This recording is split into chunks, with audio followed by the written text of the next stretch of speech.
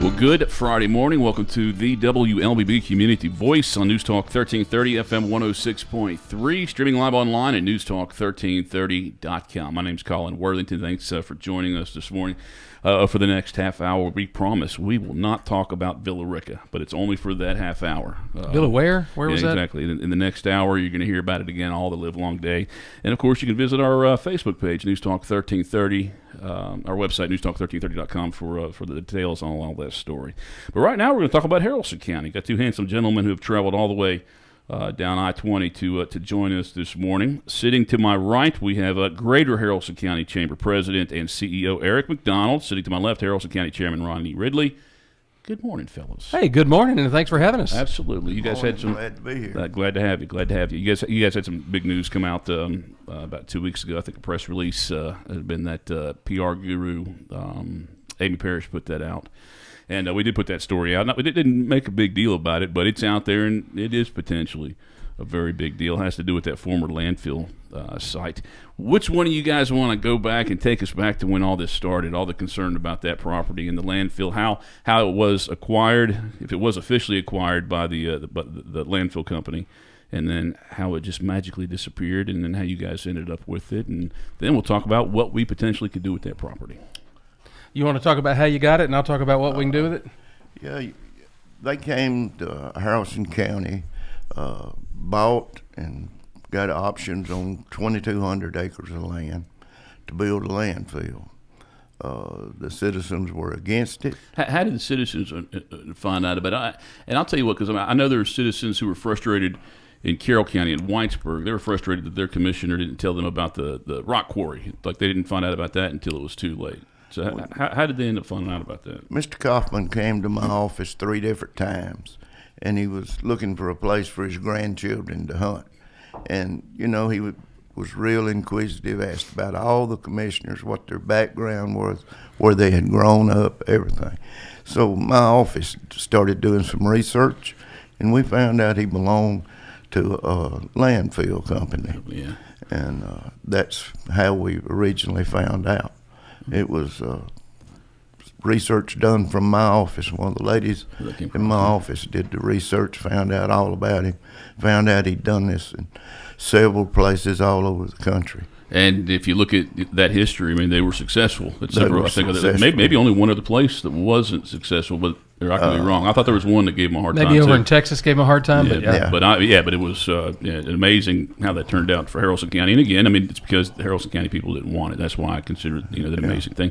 But how did that information trickle out to the residents of Haralson County, or did you guys put out something? We put it out different avenues and got the people aware of what was happening. And they didn't want a landfill.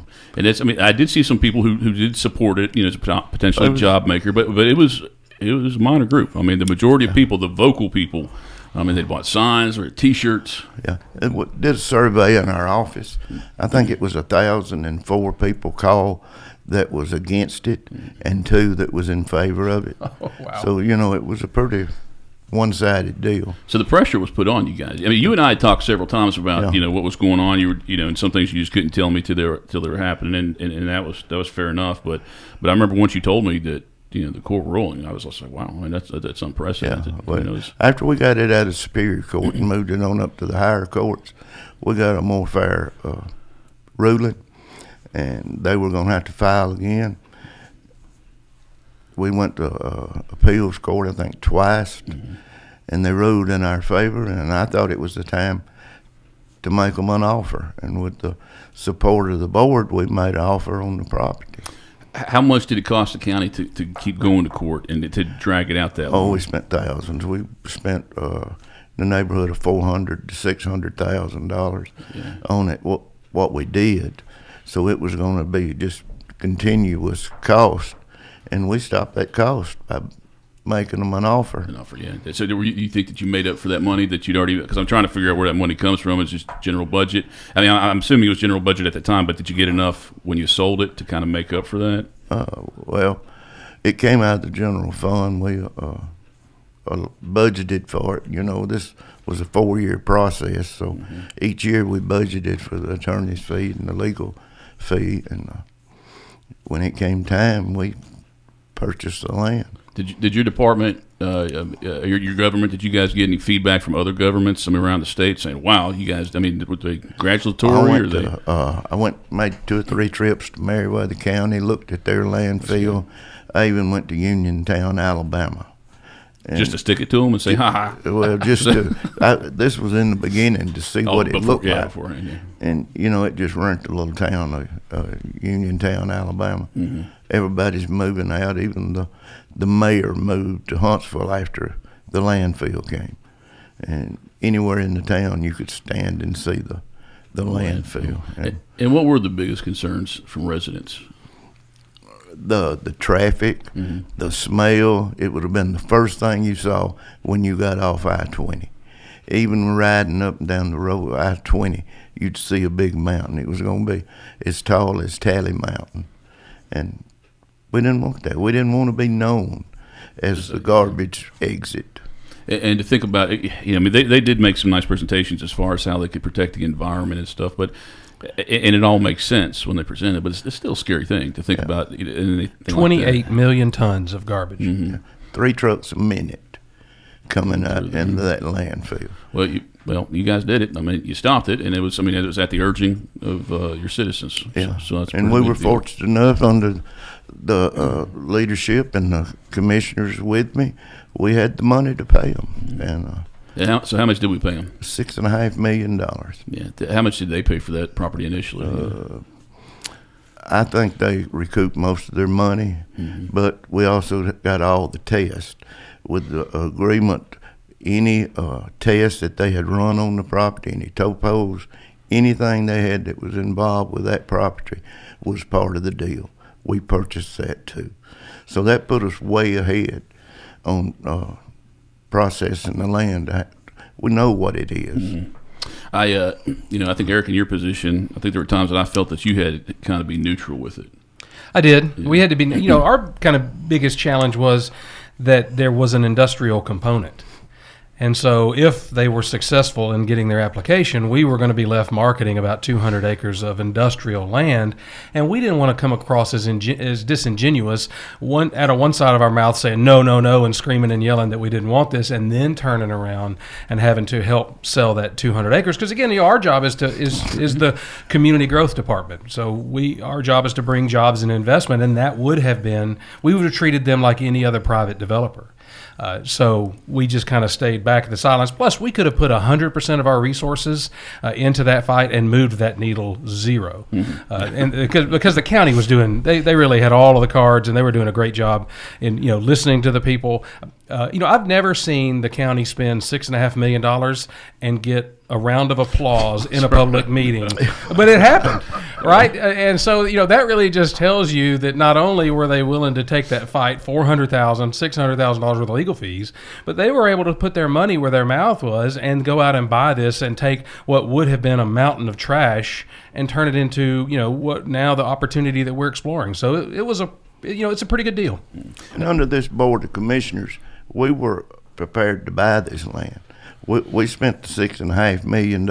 Was that always a plan? Was it always in the back of your the conversations? Like, hey, I mean, at least we can drag this out forever until they get tired, which is what big businesses with all the money typically do to everybody else. But you guys had the opportunity. Or they could have been in every single county level election for the next 20 years until they built a favorable board that would let them do what they wanted to do. Yeah. It would have been a cloud hanging over Haralson County until they won. Yeah. And it's in the deeds that none of their investors can ever try to put a landfill in Haralson County. And in turn, they asked us to put it, that we wouldn't build a landfill. And we happily don't want to miss that. you. They got you. Yeah, And the best part, we had the money to pay for it. Mm-hmm. Haralson County has spent $6.5 million on that property, and we're still debt free. So where'd that money come from? Was it all out of the budget? Was it grants or what? Budget grants, just to make sure. For 2 whole years, you guys actually had to have your commission meetings someplace else. Had to have them in a gymnasium. Yeah. Have things calmed down now? You guys back into your normal offices, and it's back to like only 3 or 4 people yelling at you? We're back in our normal offices. We like to have more than 3 or 4 people. Yeah. The room's about 3/4 full, but we're live streaming now. Too. Are you? I'll put you on the spot. I was like, hey, did you guys live stream? I thought you started a couple times last year because I can't make those meetings unfortunately with other things going on.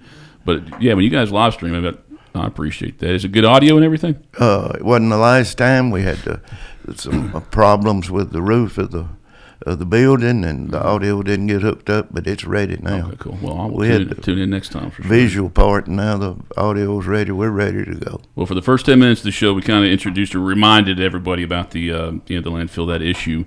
But I think in the next segment, we'll talk about where we are now and the good news and the hopefulness, what we can see happen with that property in the future. It's a whole process coming up. And I think we'll finally get to let Eric talk. Gosh, Ronnie. Take over the whole show. Time right now is, I believe it's 8:42, or pert near. Community Voices brought to you by Tanner Health System and Oak Mountain Academy. Health is a journey. It's making better choices, even when it's not easy. It's taking care of yourself and the people you love.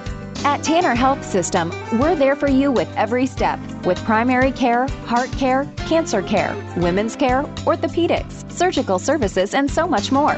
We're dedicated to helping you live and feel your best. So let's get on that journey to health. You've got places to be for many years to come. Find us at tanner.org.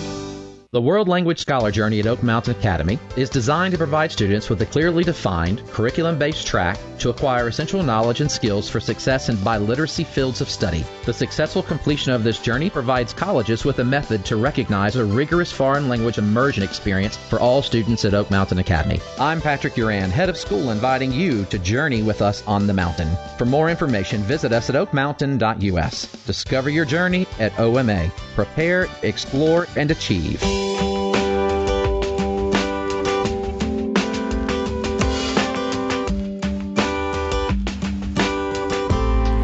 Time right now is 8:43. Welcome back to the WLBB Community Voice, News Talk 1330 FM 106.3. This morning, streaming live on the News Talk 1330 WLBB Facebook page. I should have taken a peek during the break there to see if you had any questions or comments for our guests, but I will do that at some point during the program. I do promise. My guest this morning, Haralson County Commission Chairman Ronnie Ridley and Greater Haralson County Chamber President Eric McDonald. As we're talking about, in the first segment of the program, we talked about the 5 years, I think, the battle with the potential landfill in Haralson County, and talked about how that ended, and apparently Haralson County residents are pretty happy with the way that ended. But now it sounds like we're gonna, now that Haralson County owns their property, going to try and see what if you can do anything with it. It'd be a shame just to, well, maybe not a shame. You say everybody applauded when you guys said you bought it, but it could turn out to be good. You bought the property and can now actually use it for something more than just spending that money to stop something that you thought was bad from happening. So where are we right now, Eric? That I guess once that property was officially purchased, I mean, when they agreed to buy it, I'm sure there was a couple months or something before Haralson County actually owned it. What was the next process with that property? Is it transferred to the Development Authority? Where does that go? So right now it's still going to stay in the name of Haralson County because we're still in that exploring stage where we're trying to figure out what to use that for. So 1,631 acres is what we ended up purchasing as a community, and it is not a 1,631 acre mega site. That's when people heard that we bought 1,600 acres, there's the next Rivian location or the next GM location. But what's that new Walmart gas station place? It's not Chucky's. Buc-ee's. Buc-ee's. Yeah, Buc-ee's. There you go. Well, they don't need but 1,500 acres. So, can you imagine a 1,500 acre gas station? Buc-ee's, yes. I mean, that's true. Yeah, go there for your groceries. You could get a Yeti and a barbecue sandwich, certainly on something that size. Yes. And they'll fill it with people too. No, so our kind of focus is, instead of just running and sticking that site on the databases and having conversations with a state that says, hey, we've got 1,600 acres, what can we do with it? So the county government is tasked, the Development Authority and the chamber, to kind of lead that process, to go out and find experts, to go out and really take a hard look at that site, because the commission bought it. It's a community project. We talked in the last segment how people applauded when we purchased that, and we want them to continue to applaud as we figure out what we're going to do with it. So we began a process during that time. The interim, I think November is when they closed. We started looking at it. We started trying to read through the studies. We had access to the studies, but a lot of those studies were geared toward making that a landfill. So how do we take all of the data and take the landfill option out and then reconsider what that could be? Now, the site has two kind of good job centers up against the north part of kind of Golf Course Road, if you're familiar with Tallapoosa. There's a Norfolk Southern line up there. There's probably 200 to 300 acres of decent industrial in that section. And then probably a little bit bigger, maybe 400 acres of decent industrial along the I-20 section. But you get in the center of that property, and the best way I can describe it is it's beautiful. But it is hilly, and it has a lot of streams, and the community wants to protect that.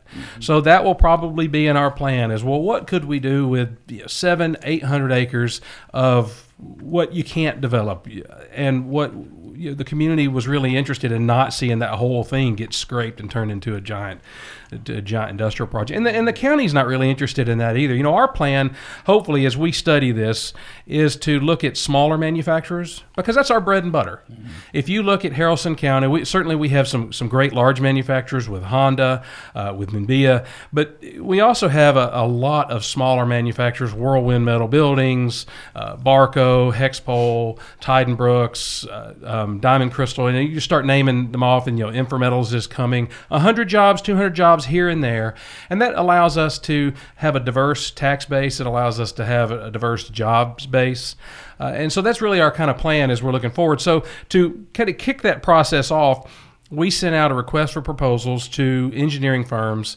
that were respected in the state and had worked with other private developers and had worked with other communities to master plan industrial sites. Mm-hmm. And we got 6 great applicants. Any one of them would have been fantastic. We have now narrowed that down to 3. And then we're going to take those 3 applicants over the next 3 weeks, interview them. We're going to talk to them. And when I say we, it's a community effort. So we have you've got the Development Authority's got a couple of folks. You got general contractors. You have, I'm trying to think of all of the different folks on their utilities. You got the folks from the city of Tallapoosa, folks from Haralson County, looking and having these conversations to create that relationship with the what's next.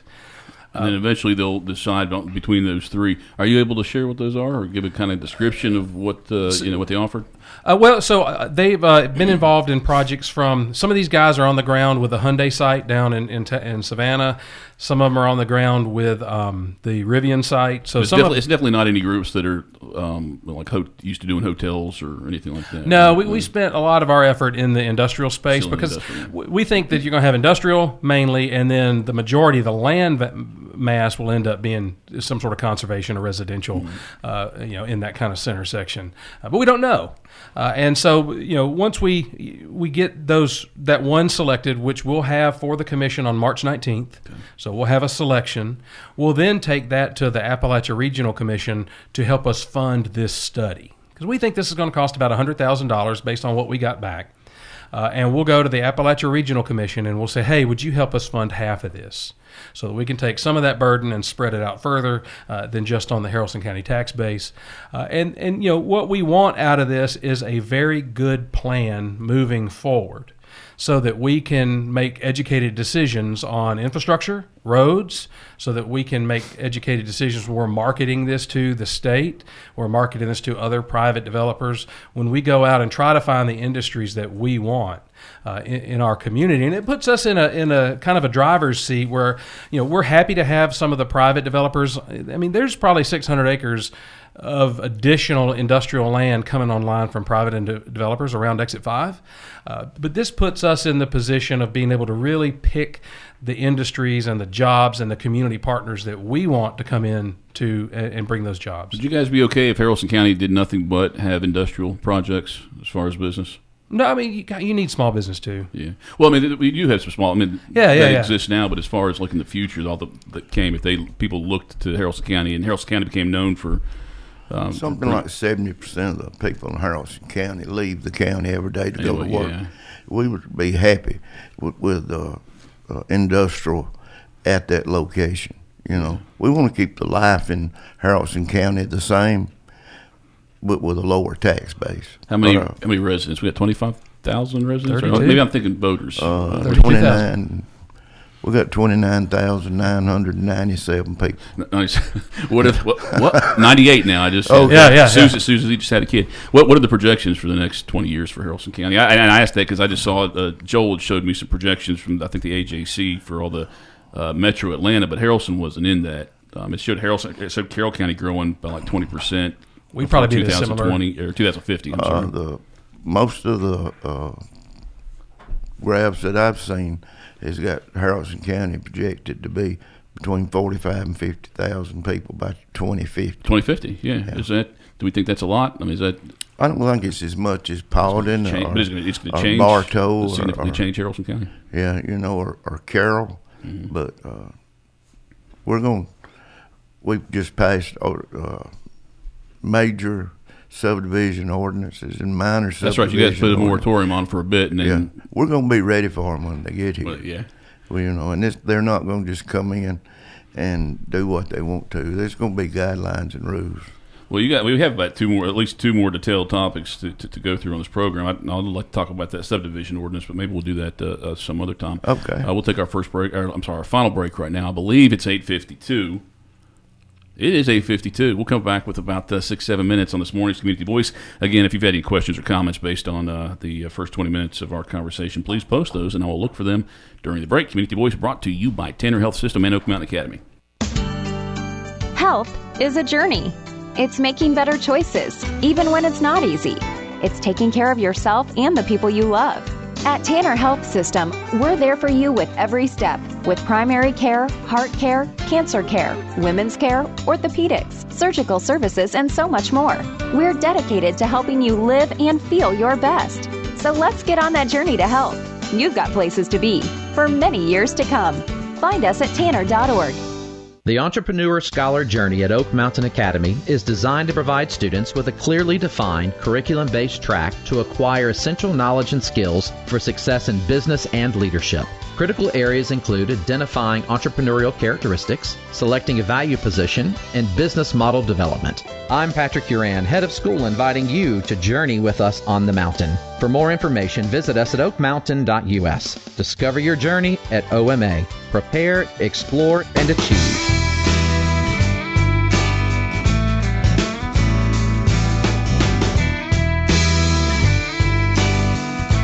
853, welcome back to the WLBB Community Voice, News Talk 1330 FM 106.3, streaming live online at newstalk1330.com. My name is Colin Worthington. My guest this morning, Haralson County Chairman Ronnie Ridley and Greater Haralson County Chamber President and CEO Eric McDonald. Got about 6 minutes, guys. You'd mentioned the intramural, so I want to just get an update on that. That's part of the part of the industrial park close to Buchanan. It is. And when's that? What's the progress on that right now? So Intrametals has they want to be open third quarter of this year.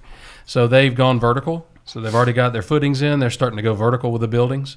I think we came on the show a couple months back and said, hey, if anybody wants to go to work there, that they'll actually give you a gas card to drive to Atlanta while their facility's being built in Buchanan, and they're hiring. If nothing else, get a gas card. Wink, wink. Yeah, so go get you a gas card. Yeah. But they will. They'll pay to commute as they build this facility out, and it's a great company.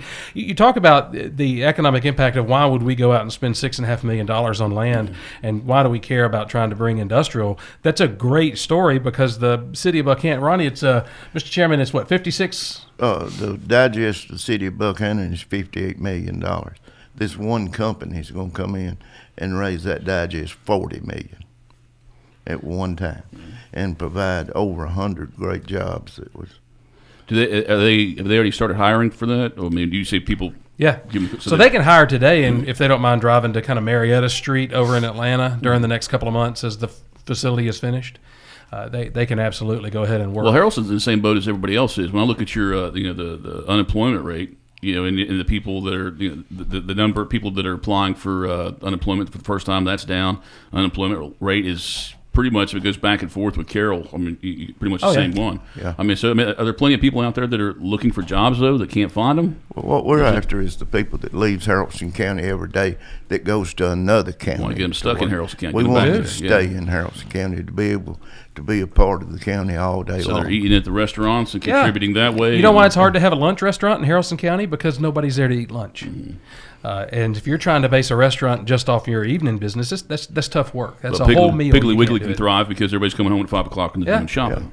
And you think about those folks. It's hard to be in the church choir. It's hard to be the coach of the softball team when you're sitting on I-20. Yeah. And so how do we get them here? I said something nice on the radio about your PR lady, and of course she shows up. She must have heard that, so now she comes in to say, "Oh well." We love Amy, and Amy's done. We've worked with Amy for many years, so we love having Amy. With us. We got about 5 minutes left in this show. There's reading my cheat sheet here. Upcoming awards and recognitions for an annual meeting, and you're just supposed to hype it up without saying who won. Oh, yeah. I can't tell you any, but we had 33 different nominations for various different Business of the Year This type is for the awards chamber, for the Chamber's yeah. annual lunch. That'll be at Muse Farms on March 21st, shameless plug. And hopefully folks can come to see that. But, this is also 35 years of the Chamber. And it's 10 years of a partnership with the Development Authority and the Chamber of Commerce, where we became that one front door for business solutions. So we've been doing that for 10 years now, together, merged. And so it's been a really good partnership, we think. So we're excited to be able to celebrate that over at Muse Farms in March. And 35 years of the Haralson County, Greater 35 Haralson years County in the Chamber. I mean, you guys have had the same employees the whole time. It's Darn amazing. near it. I think Tara was there for 36 years. If anybody knows Tara Chapman, she was born at the Chamber and went straight to work right when she got here. Any other upcoming events or fundraisers that you guys want to discuss? We've got we'll be taking a trip to the Capitol in March. We're going to throw a bunch of our youth chamber kids on a charter bus and some local officials. And I got to edit that comment. Throw a bunch of our kids. I need to edit that and figure out where I can Oh yeah, put you that should. Yeah, sentence. if you can put that in the news. But we're going to take it out. We're just really kind of pushing forward. Oh, we have a women in business luncheon in April to celebrate the many women-owned businesses and leaders that we have. That'll be I'm not sure of the date. You can go to haralson.org to find the date, but it'll be in April, and that's going to be a great event to really just celebrate some amazing businesses that are in our community.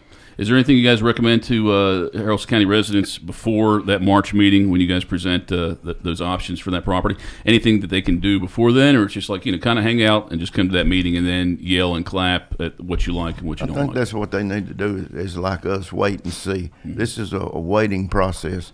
These people are going to tell us what we can best use this property for, where a different industry needs to be, and what's good for housing, what's good for industry, and what's good for the rest of it. We've got 2 minutes left, and without campaigning here, Ronnie, tell me what are the, just like everybody else on the county level, Carroll County will have qualifying for a bunch of races, I think the first or second week of March, but what races are coming up in Haralson County that people should consider qualifying for and get ready to expect to see signs all over? All the offices are coming up this time. This is my office, 2 commissioners, sheriff. Which 2 commissioners are those? John Daniels, and he's running not for seeking sheriff, re-election. so he's not seeking re-election.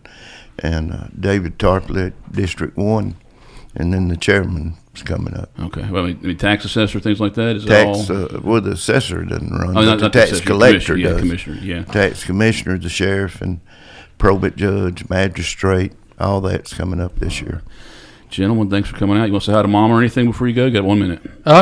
No, but we sure appreciate your support. You guys are always great to help us kind of get this story out into the community. Yeah, and I'm excited about it. I'm excited to see the next step. Yeah, we are of too. this. It's the first time that Haralson County has owned this much property or any property for economic development. Right. Eric's been all this time trying to sell industry without any place to put it. Now we've got a place. Now you got it. All right. We're looking for 20 years of future growth right there. Guys, thank you. Hey, thank you. And good luck with this. And we'll have you on maybe in 3 or 4 months and talk more about this and we get the better idea of what the options are. Hey, thanks for watching this morning on the Community Voice program, News Talk 1330 FM 106.3. Time right now, 8:59. Stay tuned for national headlines followed by Glenn Beck. And if you missed one of our local newscasts, you can tune in at 9:30 this morning. That's when the moratorium on talking about Villa Rica is off at 9:30 this morning. So everybody have a great weekend.